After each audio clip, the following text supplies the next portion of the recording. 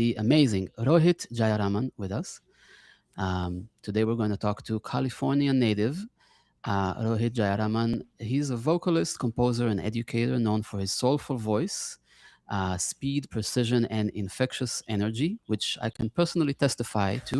Uh, and Rohit is trained in Carnatic music, and he has done so under his mother and guru, Asha Ramesh. He has gone on to explore the world of crossover music, exploring areas as diverse as jazz, pop, Arabic music, metal, Nawa, folk, electronica, contemporary music, and more. Rohit has shared the stage with internationally acclaimed and award-winning artists such as Zakir Hussain, El Shankar, John McLaughlin, Akram Khan, A.R. Rahman, Tigran Hamasyan, and many, many more. He's also a vocalist, composer, and percussionist with the Grammy-nominated Berkeley Indian Ensemble. He's worked with as a playback singer in the Indian film industry, scored for film, written for dance, composed for live art installations.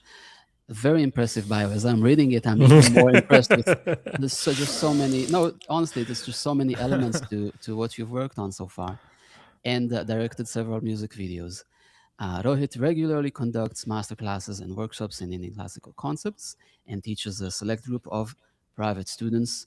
Rohit, thank you so much for joining us today for the beat. Thank you. Thank you for having me. Excited to be here. Yeah. Welcome, Rohit. So happy to have you here. So as we begin the conversation, we just wanted to ask you, what is rhythm? No, I'm just joking. This is just like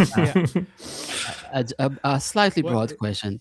We Yeah, yeah, yeah. usually start from like childhood and how your journey Yeah. and relationship with rhythm started. And it sounds like for you, you started learning from your mom, if Yeah. I'm guessing correctly. So please tell Yeah. us all about it.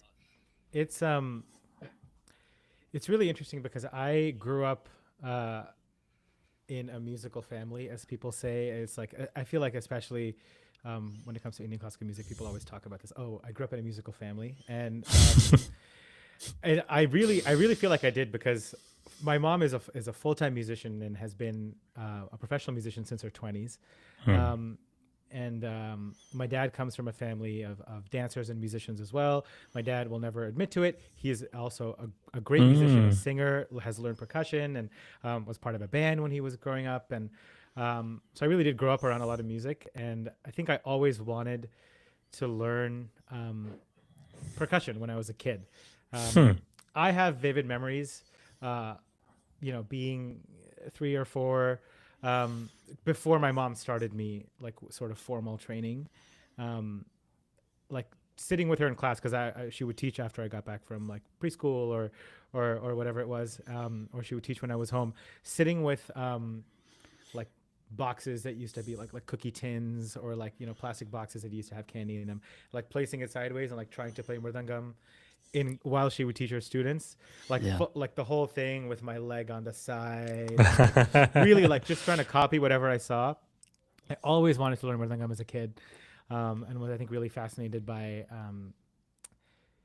the instrument and like the like tonal variety you got from it. And then around the time I started learning, actually I can say exactly when. I think November 21st, 2001 was my Wow. first mridangam lesson, because I just started kind of trying to relearn mridangam last year, and I went to my parents' house and like dug out my old lesson book and I saw the date.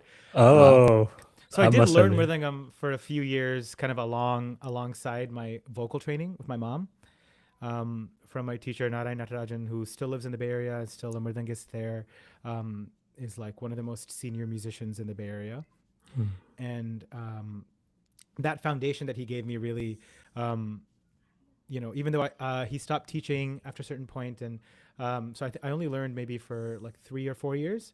But I think that interest that I got from those classes kind of carried through. Whether or not it was my strong suit at the time, I think the interest carried through. Okay. I was It never wasn't. very It did. strong with rhythm or speed, like those two things. I think two things that people may associate more with me now, Yeah. were like my weakest points when I was growing up. Was it? Really until like college or even a little after college. I would say maybe around 2000, like 14, 15, like right when I was graduating from Berkeley, and then I was going back to work there. That was when I think my like re-entry to rhythm and like, you know, Mm. sort of doing things quick, like at high speeds really kicked in. I Hmm. would never be able to sing fast phrases. Like couldn't Interesting. for the life of me understand like complicated corvées or like long corvées or like why is Yeah. this gap increasing or like all of these things. Like I was so lost. Which So is how do funny you? because my Yeah. So mom's the just. guru DK Jayaraman was like known for being like very strong with these rhythmic calculations and being able to sort of pull like tasteful calculations, you know, up like during his concerts. And then here I am like, where does 3/5 start again? Like, Yeah, but um, these are complicated concepts, right? I mean, how did you feel yeah. about it as a kid? What did it feel like? Um, I struggled with math in school, and I Hmm. think also the way we talk about rhythm and Carnatic music can sometimes be like, oh, we're doing math. And Yeah. so I think I already had like a wall of like, well, I suck at math. You know, I'm terrible at Mm, math. I So see. this is not for me. Um, I heard the singer T.M. Krishna once say, you know, it's not math, it's like arithmetic, really. Like, you know, Mm, and I do feel that like, you know, it's a lot of addition, subtraction, multiplication, division. It's not, I mean, some rhythmists are straight up doing algebra, um, which I can attest to from hearing from friends who have gone to their gurus' homes Like and had them write on Fibonacci chalkboards. sequences and stuff. Yeah. Oh my God. Yeah. A friend of mine went to visit like like a great vidwan, like a senior mridangist. And he said, come, I want to teach you something. And he went to a chalkboard and he started writing like 3x plus 2, like started writing like formulas with wow. multiple variables on the board. Wow. So, you know, there's obviously like you can keep punching in. Um, Yeah. but I think hearing that, like, okay, it really is just like knowing your threes times tables, uh, you know, Mm, that itself is going to give you like such a big leg up. And I was like, great, because I can do 1, 2, and 3, and I can't really do much past that. Um, but yeah. I was also lucky enough, knock on wood, that my mom, who was my guru, has a very like I think unique teaching style Okay. of a lot of the other teachers that I've encountered, and I think this is probably true of everyone who's learned from her guru DK Jayaraman. It's very you feel great in class, like you never Mm, feel bad, and that's great because I'm like a delicate flower and need to be like coddled and told I'm great all the time. Like if like I don't do well in like high pressure situations, I'll just start crying. So you know I think that really helps. You know, are you if you're interested in this, let's do it. You're not interested in it, you know, let's not like push you, force you to do something that you know you're not yeah. driven to. Yeah. And then how do we give you like small tools that feel manageable? Um, and so these very very early tools that we get when we're learning, of course, you know, our basic lessons in Carnatic music will have some number patterns and things like that that you encounter. But when you start to improvise, especially when you do what we call kalpana swaram, or like improvising with the solfege, you know, sa, ri, ga, ma, pa, da, ni, sa, ni, da, ba, ma, ga, ri, sa, like using Mm, these notes to improvise. that was Um, so good. like time to practice. It's 10 a.m. But when you start to improvise with these notes, I'm sure everyone has heard, or people who have heard some Carnatic music, you know, after a certain point, you start to hear little rhythmic patterns at the ends of these short trades that you're doing with, you know, Mm, maybe a violinist or a violinist and a flautist hmm. or whatever the case may be. And so little things like I joked about earlier, but like knowing where 3/5 starts from, you Hmm. know, or knowing where 3/6 and 3/7, like those three things, 3/5, 3/6, 3/7. Just knowing that gives you such a strong, um, well, it gives you it gives you tools that you can use, one, but it also makes you feel like, okay, this sounds like I hear this in concerts, and if I can do that, then Yeah. I'm at least a little bit of the way there, and it That's Right. feels, inspiring. Yeah. yeah, it feels good. And then like even just those three things can carry you so far, because 3/6 is also 1/7, 1/6, 1/5, or 1/5, 1/6, 1/7. You know, so like any of these things can be tweaked a little bit, and you're really doing the same thing. You can start from the same time. You know, okay, I can just gotta sing this many notes, get to the spot, and then I can do this, and I can just do a variation on the same thing every time, Hmm. and it'll hit.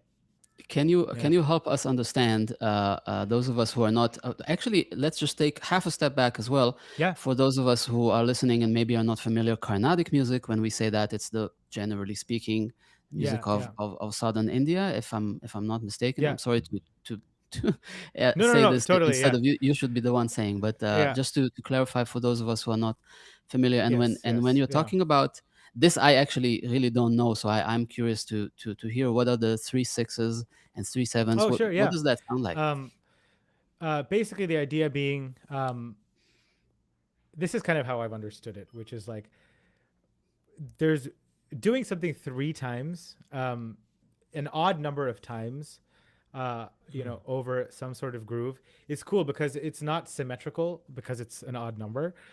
So if you can start in one place and end on the downbeat or end where the song starts, like end on the first lyric, Mm. there's a coolness to that. Also, I feel like three is a great number because it just gives you enough time. The first one, you're like, Yeah. something's happening, and the second one, you're like, that thing is happening again, and the third time, you're like, okay, yeah, I Okay. got it. It was It gives you intentional. enough time to like catch Right. up.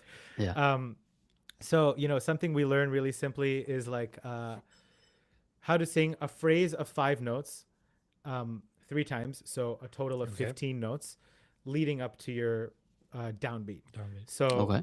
if you're counting in Adi Talam, which is our 8-beat cycle, 1, 2, 3, 4, 5, 6, 7, 8, and you're subdividing it like meaning each beat is divided into some number of subbeats. By 4 is a great straightforward 4 or 2. So if you say Right. like 1, 2, 3, 4, 1, 2, 3, 4, 1, 2, 3, 4, 1, 2, 3, 4, 1, 2, 3, 4, 5, 1, 2, 3, 4, 5, 1, 2, 3, 4, 5, 1. Mm. So that's the kind of idea. Mm. So I mean, you can I used to, again, I'm terrible at doing these things in my head. I would write it down on a paper. I'd be like, okay, 3 times 5 is 15. Okay, 4 beats, 8 beats, 4 times 8, 32 minus, and I would just do show my work like they would tell me to do in school. And so if you look at it like that, then it's easier to figure out, okay, I just have to sing 17 notes and I can pre-write them, or I can, for now, and then I can figure out how to fill my way to get there. And then if you go 3 beats back, 1, 2, 3, 4, 1, 2, 3, 4, 1, 2, 3, 4. 1, 2, 3, 4, 5, 6. 1, 2, 3, 4, 5, 6. 1, 2, 3, 4, 5, 6, 1. And so you can just keep going backwards to get your 6 times 3 and then 7 times 3. And these are very common endings you'll hear in Carnatic music. You might hear something like Gadi sa ni da ri sa ni da pa ga ma pa da ni sa, as the ending of a short solo or something like that. So would that be correct to say that this is like an Assam Tihai, like a Tihai that Yeah. falls just before the Sam, which is the 1, right? Is that Yeah. correct? So there's two. You can of course think exactly that way, which is that the entire phrase completes prior to the 1. Exactly. So and then you can of course do 1, 2, 3, 4, 5. 1, 2, 3, 4, 5. 1, 2, 3, 4, 5. So 1, 2, 3, 4, 5, 1. 1, 2, 3, 4, 5, 1, with a little gap, and that where the phrase itself lands on the downbeat. So Yeah. you can do it kind of either way. Okay. But is and, it more common to end before the 1, or is it? It is, yeah. It's quite common to end Yeah. the entire phrase kind of leading into the 1. Yeah, I see. Okay. yeah. At least that's what I've seen a lot of times. And then of course there's other styles of these compositions. I'm trying to think of a good example. I can only think of long examples, but where We have time. We have that, yeah. yeah. Okay. Well, I can sing one that I wrote, which maybe I'll That talk would be about lovely. rules and wrong rules. But writing something that incorporates the phrase Okay. of the actual song, like the lyric, the rhythm of the song, I see. and the melody. And it really is just there to build anticipation. And there's Right. much more beautiful examples than what I'm about to show you of something that I wrote for my mom's concert many years ago. This one is a little funky because it also has another melodic concept called Graha Bedam, where you are keeping the notes at the same distance, and then you're just moving up. You're making the second scale degree, like the re or the re of your scale. You're making that your new tonal center, but leaving the distance Okay. the same. Like the second note of the scale becomes second the note of center the scale. point of the. Yeah. Okay. So As if it's everything the first shifts, note, so- kind of. Yeah. Yeah. Well, I can I actually see. just sing you the last bit of this because this will take like 2 minutes to get through this whole thing. Uh, Okay. We don't unless mind, you, to be honest. okay, Yeah, okay. Then well, yeah. then I'll sing. I Yeah. can sing you the whole thing. But the song basically starts. Well, maybe I won't give it away. I'll Okay. just sing it and then we'll get to the song at the end. All right. I haven't sung this in years. Hopefully, it doesn't That go sounded poorly. amazing already. I can't do that. All right, so it's in the same like 8-beat cycle. So Okay. 1, Okay. 2, 3, 4, 5, 6, 7, 8.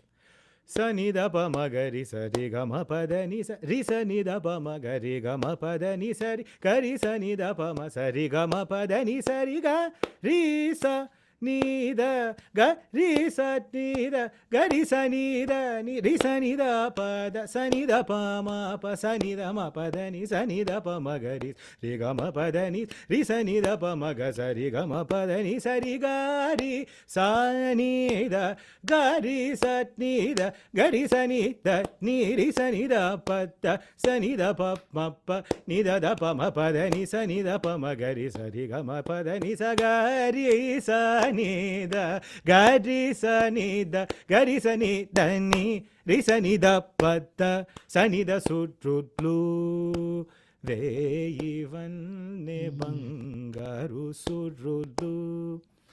So the Beautiful. main the I also made a mistake, but I managed to compensate later on. So the main lyric of the song and the rhythm is ba ba ba. So just incorporating that in the ga ri sa pa pa pa ri sa ni pa pa pa sa ni da pa pa pa. So you feel the sort Okay, of like Echoes rhythm of that. coming. Yeah. Right. Okay. And in That's each variation beautiful. before, like that phrase extends. I'm sure Manju talked about this in his podcast, I'm sure, but like the different sort of forms of these compositions, you know, some that increase, some that decrease, Right. some that do both, some that do the inverse. Yeah. Would this be the concept of chord-wise, or is that the right Yeah, term for it, yeah, or that's something yeah. else? Exactly. Okay. And so for melodic instrumentalists like me, we're taking this idea and not only are we having to like sort of play the rhythm of it, we're also having to like superimpose some sort of melody on it. And there's some different schools of thought on sort of what the right way is to do that. You know, this, what I've shown you is like a somewhat kind of traditional way of approaching it. So you have like a, you know, ta di ge na dong, ta di ge na dong, ta di ge na dong, like something like that. So you would take, you know, ga di sa ni da, ga di sa ni da, ga di sa ni da, di sa ni da, and just take the same phrase, shorten the phrase, and typically starting from that third note, like ga ga ri sa, like 3 up from your tonic. It's like a very common place to start. If the scale, of course, if the raga doesn't have that, you might have to like go up 1 and go down. Compensate. Sure. Okay. Yeah. And then there's other sort of more subtle ways of like orchestrating these melodically.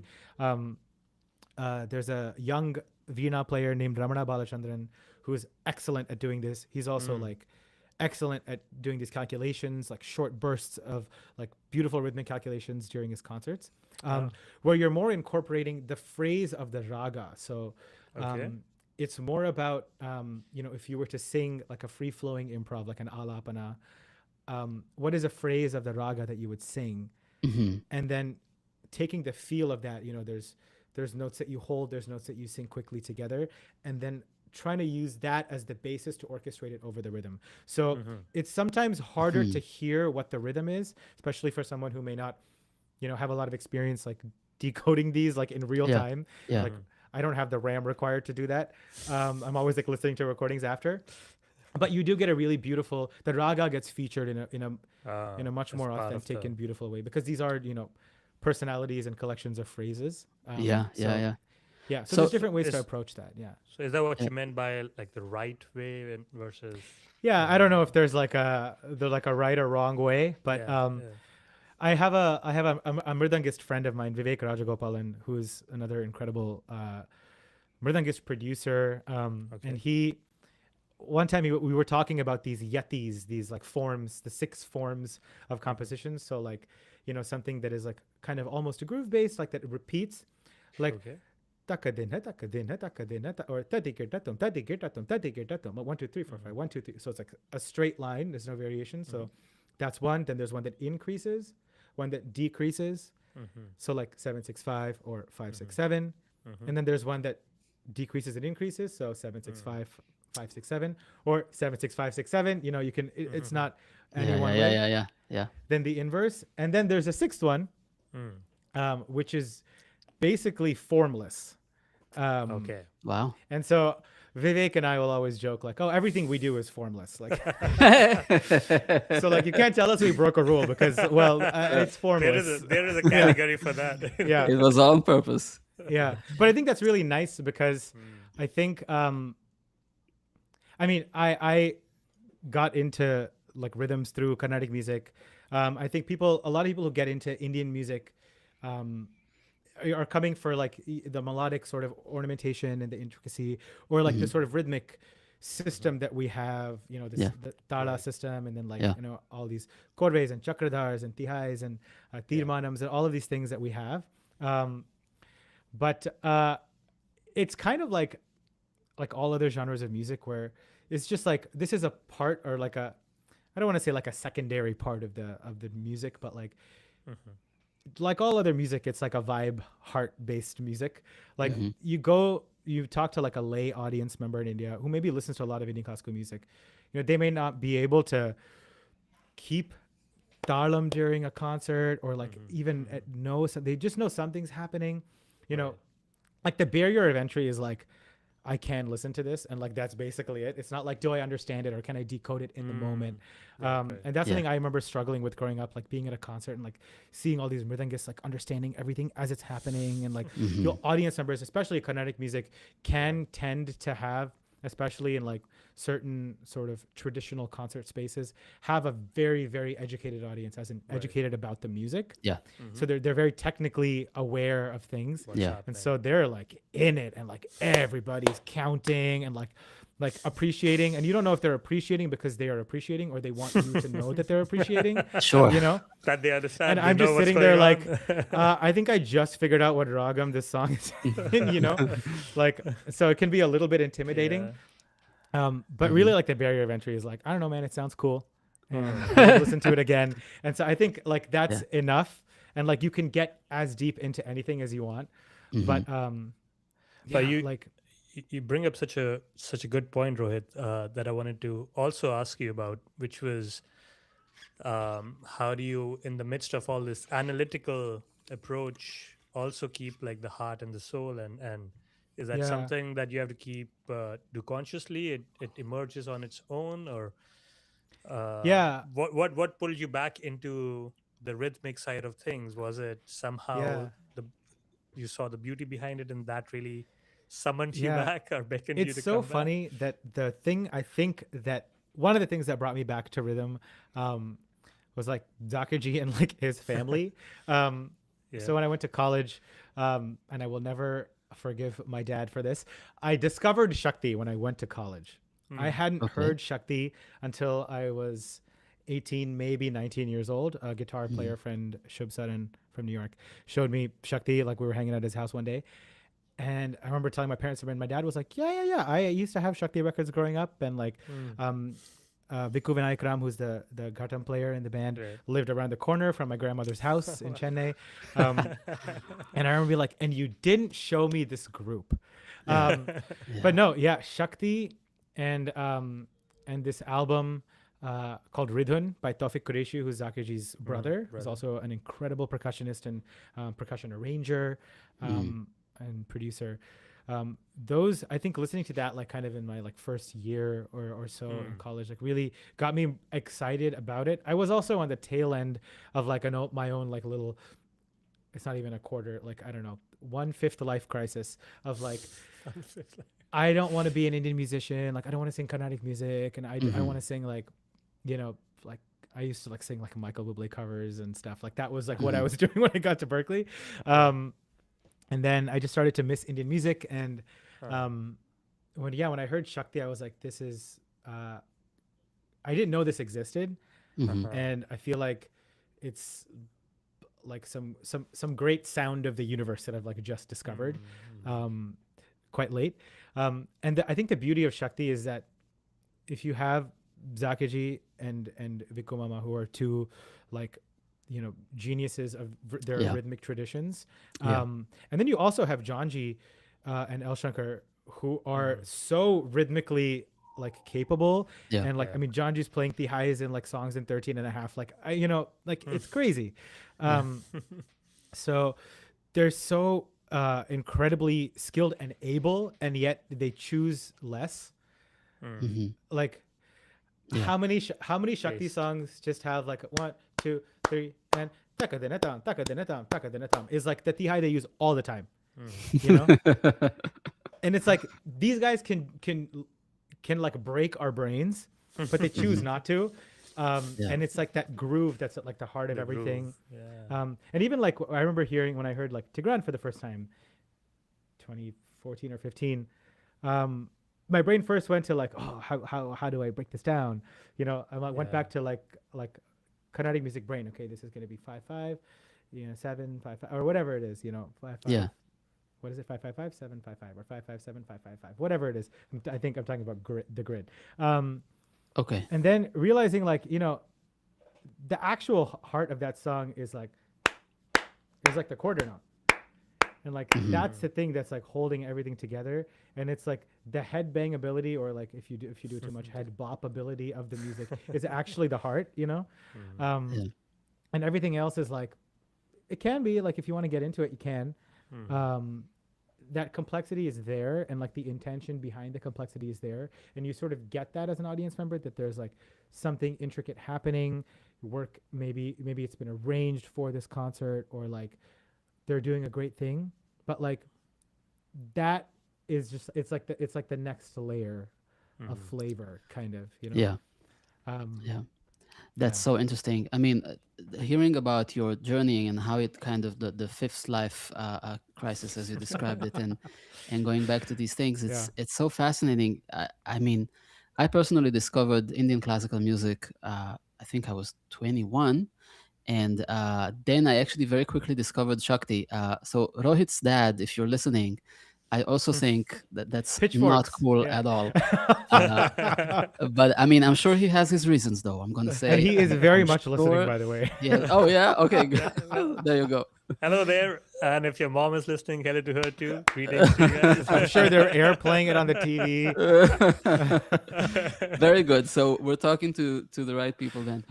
But I remember listening to Shakti as a saxophone player and thinking, oh, so other people have done this. I mean, what they have done is obviously immense, but other instruments, non-Indian instruments, sitting within an Indian context, and all of those things. It's just so fascinating to me to hear you grow up in this environment musically, and being, I'm not good at math, therefore these T highs are like not my thing. But then later, actually, they are becoming my thing, because that's how it ended up being. I just think that's very beautiful. I'm sorry, that's not Yeah. exactly a question, but I just loved Yeah. listening to the story. I think it's a testament to my mom again. Like, I just can't thank her enough for like the hands off, not even hands off. Like, I don't think that's like even the right way, because when she was hands on, she was really hands on with me. But like, kind of just being able to read like what a kid needs, which is why I think she has such great relationships with all her students, whether they still sing or not. Like I like around that time was like, I don't want to sing this music, I want to do musical theater, and like join my choir in my Jesuit school that I'm going to for high school. And she was like, go do that, Wow. like do it well, but like go do that thing. And like, Wow. if you don't want to learn Kannada music, that's cool. Like you don't have to learn this. And like letting me find my way back. And there was a chance that I didn't find my way back, and she was okay with that Okay with that. happening. And I eventually was like, no, I want to learn Carnatic music, and I want to do all these things. And So did it- that it- happen during the time in Berkeley, or like shortly after, or? it was like right before. It was kind of like this middle end of high school, Yeah. where I was like recording Adele covers in my room. Oh, I want to hear that. Yeah, thank God my hard drive crashed. Yeah, I remember recording Rumor Has It. Ah, Uh-huh. And I think I recorded some Michael Bublé covers, um, Christina Aguilera cover. For my Berkeley audition, I didn't sing Indian music. I sang Nina Simone's "Feeling Good" oh Mm. yeah, I and read didn't about mention that. Indian music at That's what all. you Like do. I just was going through a time, and Hmm. she let me go through that. And I did do like my sort of first full length Carnatic concert right before going to Berkeley. Okay. Um, but even that, she was like, "You pick the songs you want to sing. You you sort of decide how long you want this concert to be. Like you're dictating the vibe. I'm just gonna play like pinball and just like make sure the ball stays in the game, Mm-hmm. Hmm. and Mm-hmm. then you're in charge of everything else." And Hmm. um, yeah, I mean, I think it was probably the last full length concert, classical concert that I ever sang. Um, but that she let me again do it in like in a way that was felt right to me at the time, and like who lets a 17, 18-year-old make these decisions, especially in like Yeah. this kind of tradition. But she did, and Mm. um, so it allowed me to find my way Mm-hmm. to whatever. And now we like work together all the time. We're like we co-write Yeah. songs together like all the Yeah. time. We've released an album together a few years ago, and um, I was just listening to yeah. that album before the podcast. Mm. The one that you, Hey, yeah, it's thanks. beautiful. It's Thank beautiful. you. Yeah. You both just sound so amazing. Yeah. No, Hmm. recorded on this little travel interface and an SM7 in my Really? bedroom. Yeah, Wow. It sounds amazing. with a Sounds spare really mattress and beautiful. like a snuggie that we didn't use, we stopped using. I mean, that's a DIY masterpiece then. It was COVID times, and Oh, I see. yeah, Yeah. I mean, I had no knowledge of like how to record things. I mean, I bought Logic. I was a GarageBand guy until then because it was just demos for live things. I was just like, I don't need to pay for software to cut up some MP3s and send it, put it in a Google Drive. So like I had bought Logic only like 3 months before that for like a composing project that I had gotten. So everything was very new to me. It's like stemming things out incorrectly. Like all my Yeah. friends are just poster children for patience for dealing with me during that period. But I learned a lot, and I tried to learn as fast as I could. But yeah, And now, when you're teaching at Berkeley and just in general, do you feel like you, in a way, are a representative of this tradition that you kind of found your way back to? If I can use these words, do you feel like you're representing this kind of as um, a path for other people to discover it? How does it yeah. work for you? I probably, and this is more just like I think the kind of person that I am. I think I do feel that probably like deep Mhm. down, like, Hmm. um, but I think I try not to think of myself that way. I kind of describe myself as as the troll under the bridge to the Carnatic music island. Um, like I'm there, That's very. I mean, that's a very vivid image. Very. yeah, and maybe it's because I live in Seattle and we got a troll under the bridge here. But um, I don't see myself as part of like the sort of core music of Carnatic Mm. music. I'm not doing concerts, and I mean Hmm. when I practice, I'm practicing Carnatic music repertoire or like styles of improvisation. Like all of that is very much informed by all my Mhm. Carnatic music foundation, which is like truly the only foundation that I have. But I'm not practicing the music, especially like the way it is right now. And Carnatic music is changing a lot, and Mm. I'm definitely listening and like ear to the ground, and like so many of my close friends are performers, in the Carnatic music scene. Mhm. Um, I really see myself as um, like a gateway drug, I guess, to like Carnatic music. Um, like I don't think people are guys, I get a lot of people that come to me for different things. Some people want to learn from the very beginning, the first thing Mm. we learn from sa pa sa, and then like Mm. sa di ga ma pa da ni sa, like the first lessons you ever encounter. Hmm. And then other people are like, I just want to like understand a little bit more about like some of these ragas, and like for when I sing film songs that might be in these Mm. ragas, or like Mm. Yeah. like a guitar player who might just want to learn about like gamaka, like ornamentation, Right. and how we approach that. So it's like a variety of different things, and I think I just try to bring my mindset, which is like the same thing that I talk about, like all these friends of mine who have this, it's not all bound kind of mindset, that there is an openness in the tradition. Um, it's like its own little Dunning-Kruger arc of like, oh my God, it feels really restrictive. It feels really restrictive. The more I learn about it, I feel tighter. And then there's like a release when it's like, I actually don't know. It's like, I don't know as much as I thought I did. I can't know all of these things, and I will just Yeah. like use whatever tools I have, and whatever's inside me will just like manifest in whatever way it does. And Yeah. I've heard that from so many people, from Zakiji, who would be like, don't think when you're on stage, don't think, just do. Or like I remember doing a short tour with Hariharan, who's like a ghazal singer and a film playback singer in India, and he used to say like, practice your every single calculation and all your tihais all the time before you come to the show, and then you go on stage and don't sing it. If it happens, it happens, but like don't plan to sing it. Yeah. And Yeah. that spontaneity, and I think that goes back to what we were talking about earlier of like, it really is like groove and vibe and like heart that is like the center of the music, and like everything else is like seasoning and garnish and like plating and all of these things. Yeah. Um, Yeah. Yeah. yeah. That's just yeah. Again, I love it. Uh, This I is me, wonder if me you being like, if I make mistakes, it's cool. no, but it is. I mean, in a way, I have to say we kind of hear of. Not to say that this is not an original way to say it, but a lot of our guests mention a version of this concept where either their guru or themselves they themselves have found in their journey that they need to practice everything and be very mindful about every little bit detail and then when it comes to actually playing, you sort of put all of that aside. That said, I actually want to ask you if we can go back a tiny bit to Yep. the tihai and the corveis that you demonstrated, because I had a question about it and I was kind of it was at the back of my mind. So I wasn't able to decipher everything on the go, and I want to learn a little bit more about it. Yeah. I noticed like kind of a 1.5 pattern, and then like a half, if that, just kind of using my language. Hopefully Yeah. that Yeah. Yeah. would be.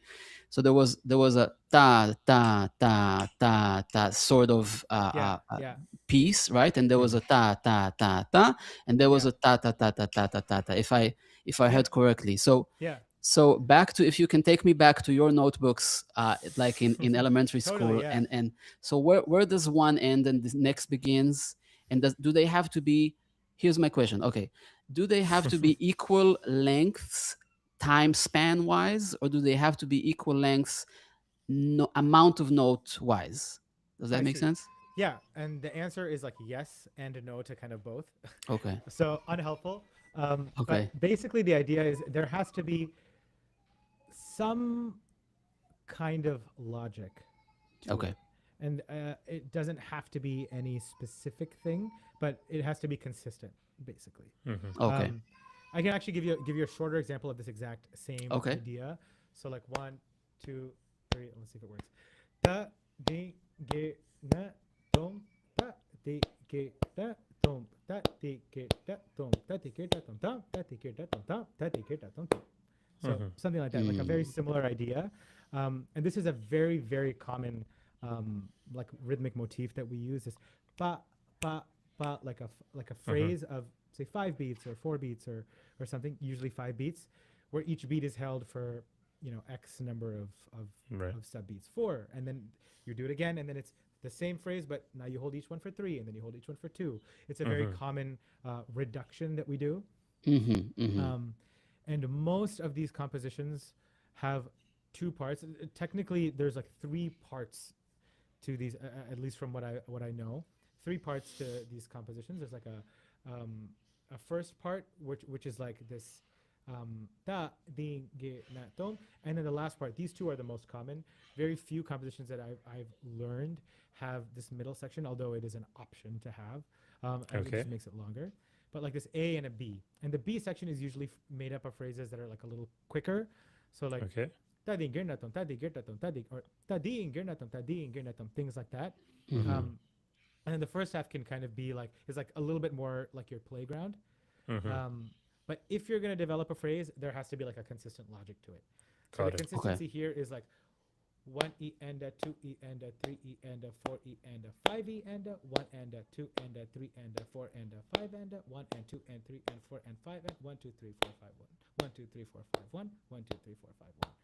I really Oh, just that's amazing. glad That's that worked out. But amazing. yeah, that's the Wow. idea of the reduction in the first half. And then a very common thing also is the last phrase of your first half of your composition. So that di ge na tom, that di ge na tom, that di ge na tom. That is like a Mm-hmm. pivot phrase. It Mm. also becomes the anchor phrase of your second half. Da di I ge na see. tom, da di ge na tom, da di ge na tom. Mm-hmm. Okay. And it So just makes everything a little bit more integrated. Yeah. so It doesn't have it to be, but it starts with this reduction type of behavior, and then at a yeah. certain point it seamlessly transitions to being a repetition of an Yeah. identical piece, which Yeah. is the T high part, right? So it Yeah. starts from, so the thing that it starts from is called the korvai, Yeah. and then it transitions into a T high, which is the Sure. Yeah, three that's a thing good way. That's repeated. a good way Mm-hmm. of describing it. Yeah, very like pan-Indian way of describing it, which is great. Planet. Yeah, yeah. Sorry, But yeah, I'm theoret- trying to no, make no, sense of it in my it's mind. great. Theoretically, the whole thing is a korve. Okay, Okay. Yeah, the as whole far as thing I is a know. korvai. Yeah, again, like Okay. my mridangam training stopped at like some point where I was still learning technical like fingering and stuff. Yeah. So I know there's like technical differences that I'm sure like Manju can speak to, or Mhm. any mridangist can speak to. But like I think like short endings, gaps, no gaps, like tadigirnatom with a gap, or tadigirnatom. Yeah, There's different nomenclature for those yeah, kinds yeah, of yeah. things. Mm-hmm. But yeah, this kind of composition, the whole thing would be considered a korbe. I I see. see. I see. Okay. Good to know. Yeah, Yeah. That was beautiful. beautiful. Yeah. Yeah, it's fun, and it's great because there's simple things like simple ones like this that you can learn. Da, ding, ge, na. You only have to learn one phrase, and you just gotta Mhm. say it kind of really slow, and then like a little less slow, and then like a little less slow, and then it's like kind of fast, and then you just do the fast thing 3 times, and then Mhm. you're done. So Yeah. there's some of these that are a little bit more sort of within reach, Yeah. and then you of course can get crazy. And I know singer friends of mine who who know some of these formulas where you can plug in sort of like, this is how long my cycle is. It's a Mhm. 11 beat cycle, and you plug that in, and then my starting phrase that I want to be the core phrase of my thing is going to be 9, and then I just plug these in, and it like Mhm. you can generate, as long as you can quickly orchestrate melodically the phrase in your head, you can kind of Mhm. figure out based on what you know about the song Mm. on Mhm. the Right. spot. Right.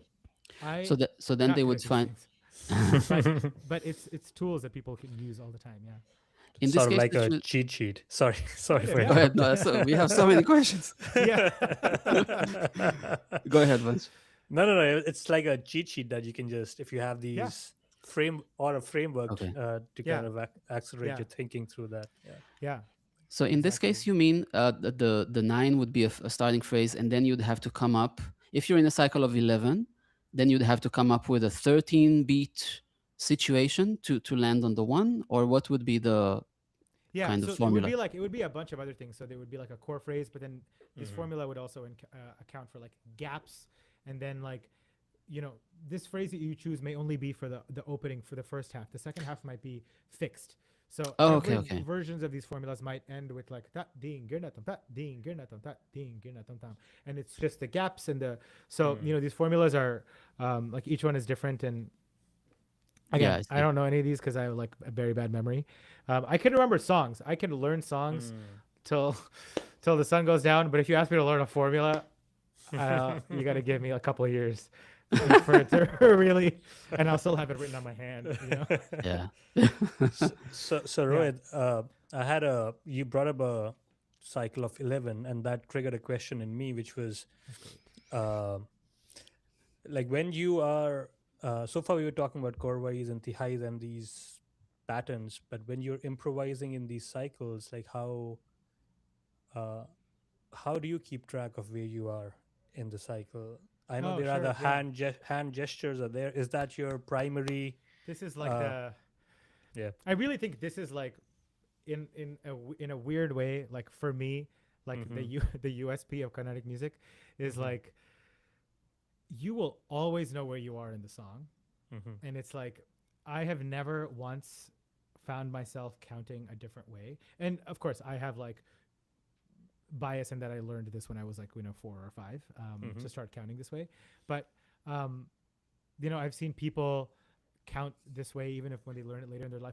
I don't know if this is true, but I've heard that the lead singer from Meshuggah also puts Adi Talam during songs because it's a great way to count. And some of these Meshuggah songs are crazy. Yeah, Meshuggah means crazy, so that's oh really? it fits. Yeah, I yeah, learn something new every day. That's cool. yeah. But yeah, I'm always using my hands, and there's lots and lots of tala systems. I feel like there's two main ones that we sort of encounter. One is like most people call it like the 7 tala system or the 35 tala system, which is basically you got different cycles. They're not even numbered cycles. They're groupings of like smaller numbers. So you can have 1, which is just a downbeat, or 1, 2, and then the third component you can have is a palm with some number of finger strokes. So you can call that it's like X. Like you can plug in a number there. Yeah. And there's 5 options for that: 3, 4, 5, 7, and 9. 6 is just 2 of 3. 8 is just 2 of 4. So 3, 4, 5, and then skipping 6, 7, skipping 8, 9, and then after 9 it just becomes too long. Yeah. And so all these 7 talas in the system are like different combinations of these 3 components: 1, 1, 2, and X, so to speak. Right. And then each X has 5 options, so 5 times 7, 35. Another times table I used to love as a kid, 7 for whatever reason. But yeah, so that's one system. And then we have these other talas that are like sort of like, I like to think of like 7, 8, 5, 8, like they're like 8th note cycles, and they're like chop with talas. So like 1, 2, 3, 4, 5, 1, 2, 3, 4, 5, or like 1, 2, 3, 4, 5, 6, 7. So they're like quicker, sorry. shorter. Could you slow it down for me? Yes. So each of these, let's say 2, 3, 5, 7, do they all have like a canonical gesture that you use? Yeah. So everything will have the first beat being a palm stroke. Okay. And then you'll just start from your pinky and you go around your hand until that number. So like 1, 2, 3, 1, 2, 3, 4. 1, 2, 3, 4, 5. Then 1, 2, 3, 4, 5, 6. Round to the pinky for 7. Got it. And then 1, 2, 3, 4, 5, 6, 7, 8, 9. Okay. I think unverified, just fully making this up, I think the 9 is like sort of our cap because 1, 2, 3, 4 also ends at our middle finger. And just like all traditions, like this 4 beat, 8 beat, 16 beat, like this multiple of 4 cycle is like the most common. And so 9 is just kind of laps it once and ends up in the same spot. Like that's how I always used to remember what 9 was. I was like, oh, we cross it once, but we don't cross it again. Interesting. Yeah. So I see. This is like my alternative fact of the day is like, that's why it's like No, that. that's really interesting because then otherwise it would become arbitrary, right? It would you would never know if you've done it twice or You're right. Yeah, I'm a big fan of like superimposing logic onto things where there may or may not be. Like I just think it helps me remember stuff. And I think when I do things also it makes me a little bit more intentional about things, especially with melodies. If I'm like, oh, this is why it's shaped that way, like reading too much into stuff. But I think it just helps me. Yeah. And this might not be like for other musicians who are instrumentalists, let's say, or since you play the mridangam as well, and both your hands are being used, then is it just it becomes internal at some point, or is there like an alternative system? Because I play the saxophone too, so I was wondering how do you can like I can only play the same thing because I gotta give up one hand to put down. No, it's really there's you'd go out of the scale a little bit. You got your hands and there's really nothing else. I mean, unless someone has really like dexterous feet, I have not heard of like of any other way. Like toes. A lot of mridangists, toes. Like I've done it for some friends for mridangists. Someone else keeping talam for them. Yeah, I've seen during a solo.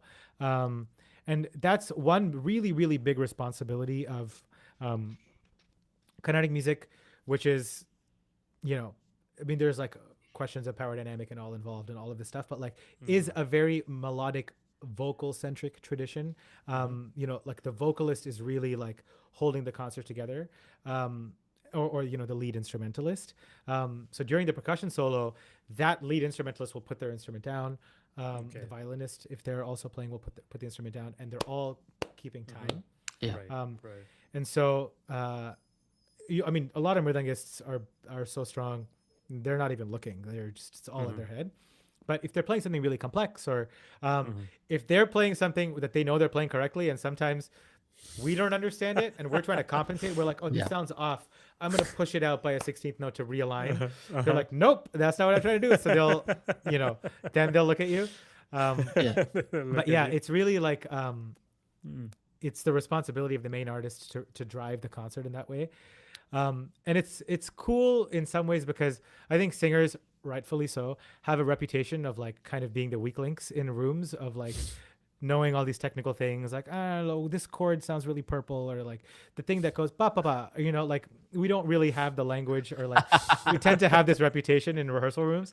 So I think it's really nice that Carnatic music really does put the onus on singers. And it's Shankar Mahadevan, another really great film music singer, and also the vocalist for Shakti. I heard him say this before, that the beauty of Carnatic music is that when you learn to sing your first note, you also put your first beat of talam alongside. Like the first thing you sing is sa re ga ma pa da, and you're keeping talam immediately. You're counting for yourself, and so that becomes so internalized. Wow. So I think it's one really, really strong thing that it builds for you, is the ability for this to always be going. And like I used to do this all the time as a kid. Like I remember I used to so lame. I used to like learn songs, like not English songs, but like in swarams, like in melodic solfege. So like I used to learn like sa sa ga ri ri da pa pa pa da sa ri ri ga pa da sa ti ri ga da ga pa ri ga ri sa da pa ri sa da sa. So I used to like learn songs that way, which is like only for your house and never for outside. But this is so helpful to like learn all of these things and like know where you are in the song. Like, I mean, I got through all of Tigran's music by putting talam. And it's like so, it becomes second nature after a certain point. And I think putting talam for songs that are not Indian classical songs is sort of what makes it second nature. Like listening to like an Ed Sheeran song and like, you know, just keeping talam. Like, you also like learn interesting things. Like you're like, oh, this pre-chorus is 3 bars. Like you learn like weird things when you're like, you know, putting talam the whole time. And it really starts to become second nature. Is like that's when like the fun stuff happens. That's when your brain can start worrying about other things. It's interesting that you mentioned this, and working with Tigran Hamasyan, the piano player, for anyone who is not familiar. So his music is also very rhythmically complex, right? Very rich. And I wonder, this is a perfect segue, because you're talking about using your own tradition and body of knowledge in order to feel more at home with someone else's rhythmical language, in a sense. And I just wonder if you can talk about that a little bit and how that's been for you. Yeah, I remember struggling with this actually when I first went to Berkeley, because like not having the language to sort of communicate with other musicians, other than just like the beauty of like everyone just like stays quiet and just plays your instrument.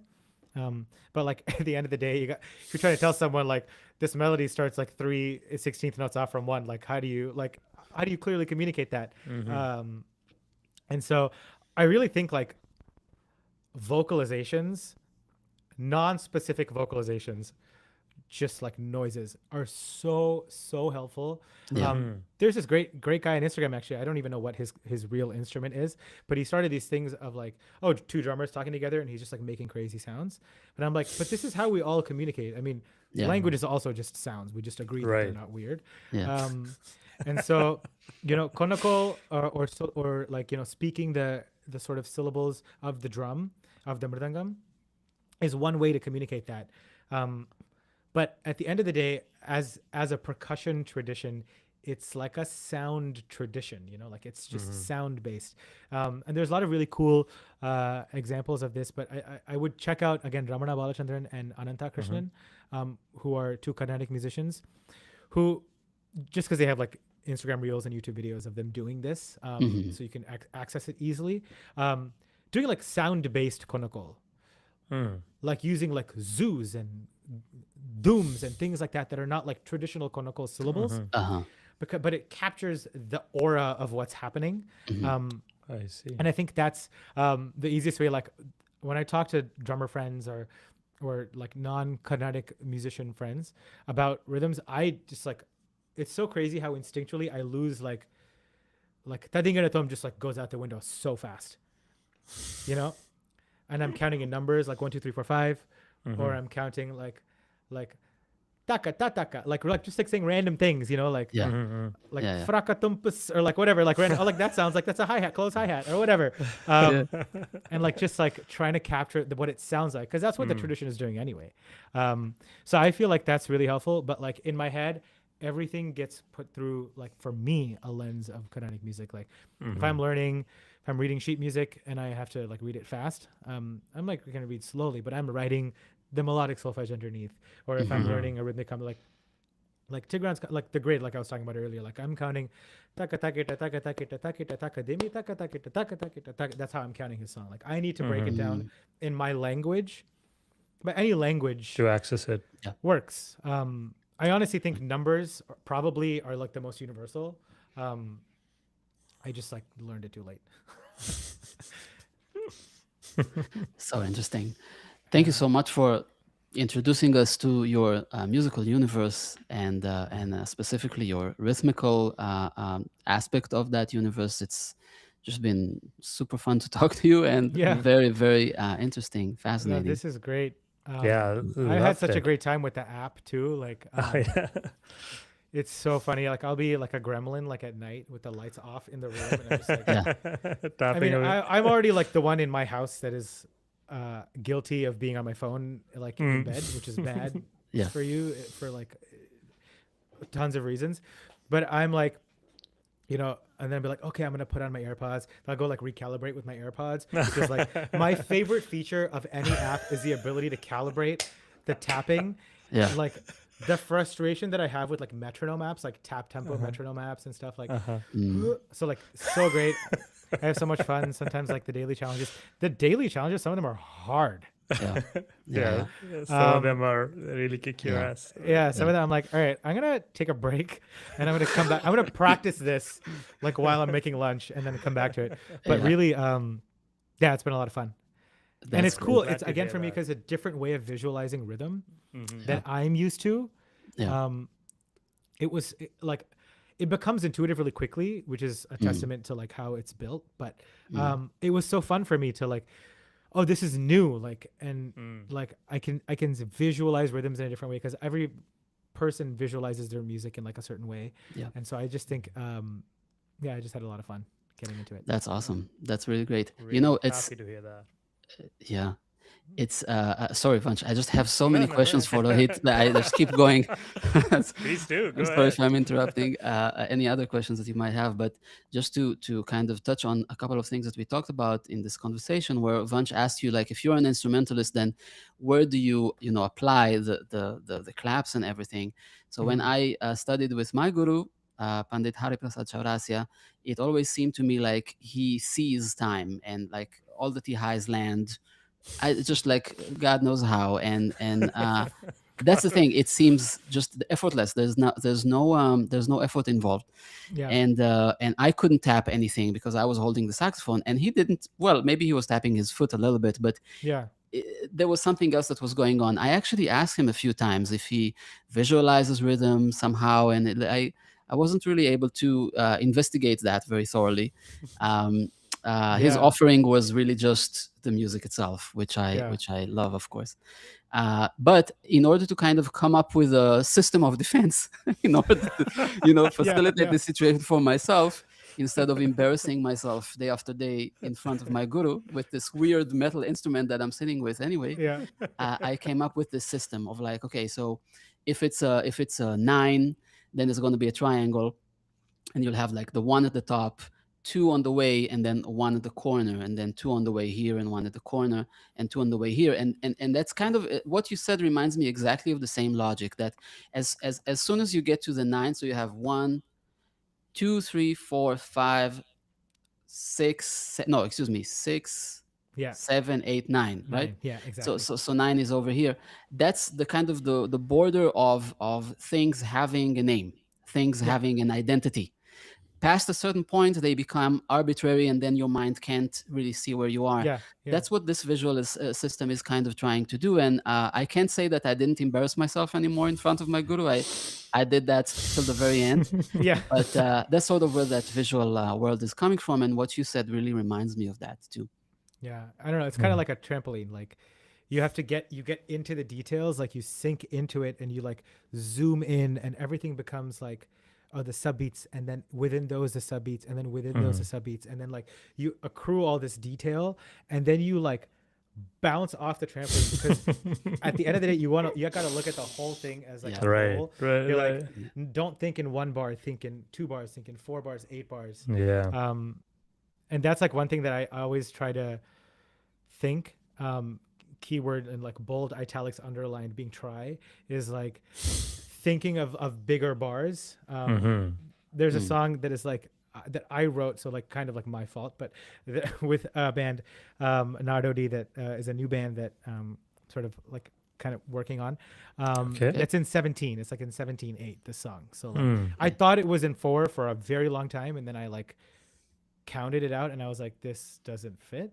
And I was like, Interesting. I wrote change it. It's there. From And 4 then to 17. That's yeah. quite a, So I was clearly doing some sort of polyrhythm in my head by accident, but turns out there was an extra note in there. Okay. But yeah, trying to, cause we count it like 1, 2, 3, 4, 1, 2, 3, 4, 1, 2, 3, 1, 2, 3, 1, 2, 3 is how we count it. I see. Yeah, but trying to think of like, okay, 1, 2, 3, 4, 5, 6, 7, 8, 9, 10, 11, 12, 13, 14, 15, 16, 17, 1, 2, like counting it that way. And I feel like when you count the bigger thing, it seems like you're doing cool stuff, because the rest of the band is still playing 17/8, but you're counting 17/4. So it sounds like you're doing these crazy things that are like not aligning. Yeah. But it's like, no, man, I'm just like not listening to that. And then like you play with the group enough and you get comfy enough to like sort of bring them back into your ear a little bit, or like thinking even bigger, and like 17/2, and then you're really able to like play these long phrases, and like or play short phrases, but like think further ahead.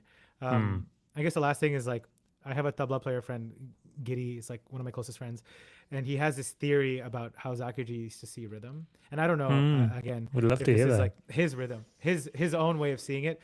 It's like he's like driving a car, Okay. like down a street, and so you see, okay, like Broadway is like the green light right in front of me, but I can also see like Grand Street, and then I can see like First Avenue, and then Second Avenue, and whatever. Like I can see as far as my eyes and my glasses can help me. I can see 10, 12, 14 lights down the road.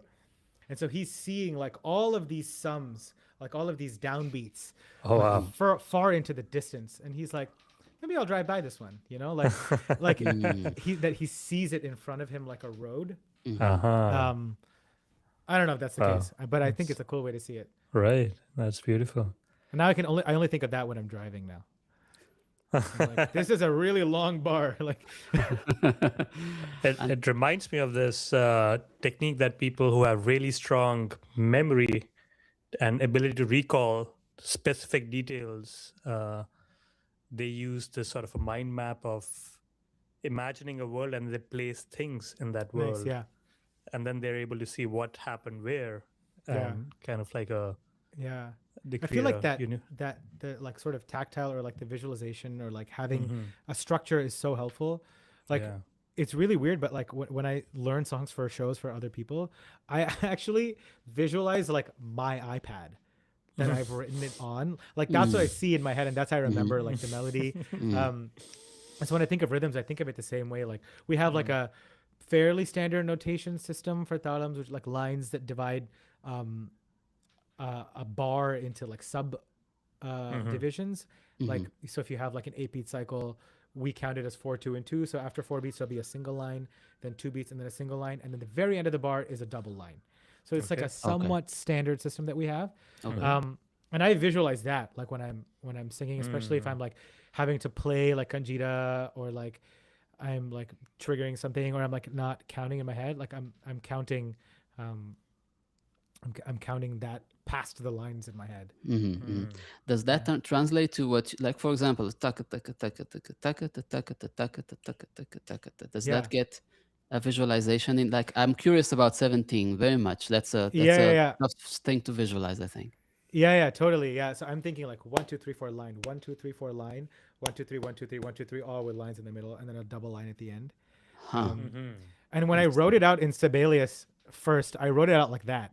It's like bar of see. 4, bar of 4, 3, 3, 3, with all the lines, and I added double lines at the end of every bar. Okay. And then when I had to send it to other people, I was like, I'm gonna make this slightly easier for you to read. But You want them to remain your friends. yeah, I need to keep friends. Keeping friends is very important. Yeah. So it's how I think about things, or I visualize my hand, which are like the two things that I really like. Yeah. That's so cool. Yeah. Okay, Rohit, thank you so much for joining us. Oh my God. Yeah, Again, wow, I didn't it's even just realize been a that. pleasure. Yeah, we've been Yeah. we're past our time, so but we Yeah. would gladly have stayed and ask you a ton more questions. I think I'm gonna text you just after we finish Yeah. because I still have them. But seriously, it was beautiful spending time with you and learning from you about the music. And thank you so Thank you. much for joining. Yeah. Thank you all. Thanks for everybody who tuned in. Yeah, thank Absolutely. you. Thank you if your parents, Asha ji, Ramesh ji, if you're still listening. What Oh a no, beautiful. I just saw the chat. Thank you so much for listening in, and Rohit, thank you so much. It was such a fun conversation. Yeah. Thank you. Okay, Hope you have a wonderful rest of the day. Yes. You as well. take Thank care. you.